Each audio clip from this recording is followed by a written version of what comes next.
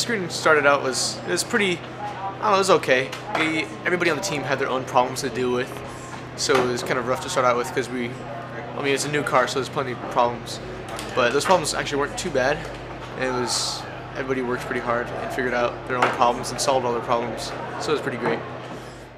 Well, it's excellent because right now, if you see problems now, we can always fix them later. Where scrutineering is always a challenge to get past because there's other people looking at it who are not on the team, so they have new viewpoints. And those viewpoints help us see things that we might have not seen before. And so solving those problems help us because we can get those done with early before they plague us later in the summer, which, when it might be too late. There's some that were, sort of expected, but a lot of them were actually really new issues that we had never thought of before. Things that we thought were, pretty okay, but in fact they were, not up to the high standards that they have here.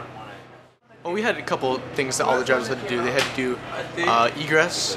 They had to do a couple, dynamic, scrutineering things as well. The egress was pretty interesting because you have to get out of the car in a fast time, under 10 seconds, which is kind of hard to do.